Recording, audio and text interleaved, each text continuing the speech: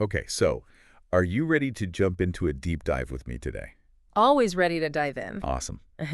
So today we're going to be talking about waterfowl birds. Waterfowl, all right. And we found this cool list on the Top 10's website called Best Waterfowl Birds. Okay. And I just thought it was kind of an interesting topic. Like, what makes one waterfowl bird like better than another? Yeah.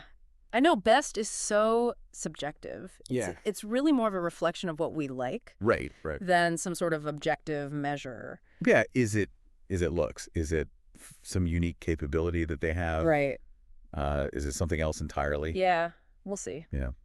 So we'll get into all of that today. Okay. But before we get to these amazing birds, let's just kind of set the stage here. Mm. So our source says waterfowl are members of the Anseriformes order. And seriforms. Okay. Yes, and these birds are basically built for life on and in the water. Right. They've got those webbed feet for paddling Yeah. and all kinds of specialized bills for finding food Right. in their watery world. It's like all the tools that they need to survive Exactly. built right into them. Yeah. So let's start with a bird that really, I think, needs no introduction. This is Mr. Popularity here. Okay. The Canada goose. Oh, yeah. I mean, they're superstars at this point. They just kind of... Like they own the place. Yeah, they own the place. They just strut right through parks. Right. But here's something that you might not know about these North American birds. Okay. Sometimes they migrate as far as northern Europe. Oh, wow. Yeah, so they are truly snowbirds. Yeah, that's impressive. Yeah. It really shows how adaptable they are. Yeah. I mean, you see Canada geese everywhere, Mhm. from like fancy parks Yeah. to the wild Arctic tundra. Yeah. They really can make a home anywhere. It's pretty incredible. And it even mentions it in the source. I kind of chuckled when I read this, but it said that Canada geese can be hilariously aggressive. Yeah, their attitude is definitely part of their charm, Right. but it's also a key to their success. Oh, yeah. All that, honking and posturing Right. helps them protect their young, get the best food. It gives them an advantage in all those different environments. I see. So in a way, being a little bit bossy Yeah. can actually be a good thing for survival. Yeah, I guess so. Yeah. All right, well, let's move on from our feisty friends here Okay. and talk about a bird that is elegance and grace personified, the mute swan. Ah, the mute swan. Beautiful birds. I mean, they're like royalty.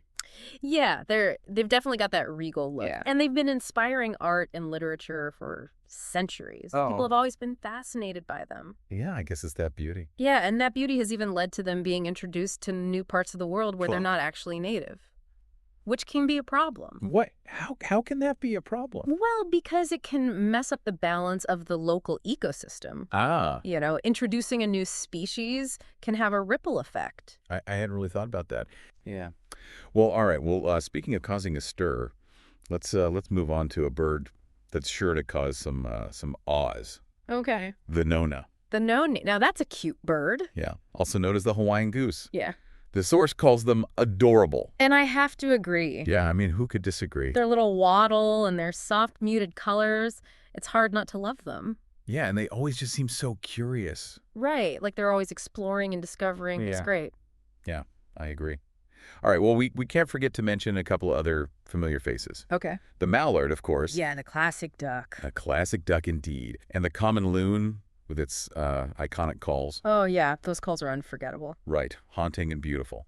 But let's shift gears a little bit. Okay. Let's talk about a bird that's all about visual impact. All right, I'm intrigued. The mandarin duck. Ah, the mandarin duck. Now, those are some stylish birds. Yeah, they are.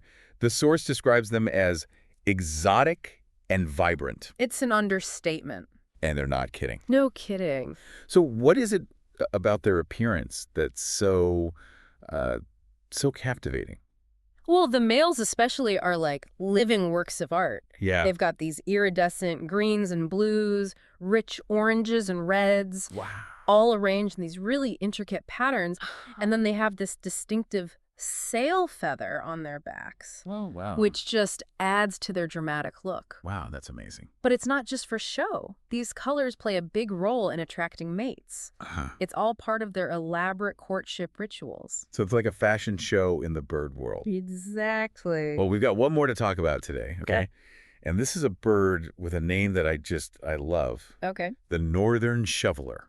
The northern shoveler. Great name. I know, right? And with a name like that, it has to have an interesting bill. Oh, yeah. They've got a bill that's perfectly suited to their name. Yeah. It's wide and flat, just like a shovel. Really? Yep. And they use it to filter food out of the water. Wow, so the name isn't just a coincidence. Not at all. It's a perfect description of how they feed. That's so cool. So it's like form and function all in one. Exactly. Amazing. Well, we could keep going. Yeah. So many more to talk about. There's the black swan, there's the wood duck. So many fascinating birds. But instead of, just listing them all off, Right. I think the takeaway here Yeah. is that there's just an amazing amount of diversity Oh, absolutely. within this group of birds. It's like every single species is this testament to evolution's creativity. That's a great way to put it. And each species has its own story. Right. A story of how it adapted to its environment, how it survives, and how it interacts with us humans. Yeah. So after learning about all of these waterfowls, I mean, what stood out to you? Any surprises? Did you maybe find a new favorite? I think what really struck me is how our own perceptions as humans, what we find beautiful or cute or exotic, Yeah. that really shapes how we interact with and protect different species. So I guess a question for all of us is, how can we make sure our admiration for these birds actually translates into responsible stewardship? That's a powerful question to leave us with. Keep exploring the incredible world of waterfowl, Absolutely. and we'll catch you on our next deep dive. See you then. Bye. Bye.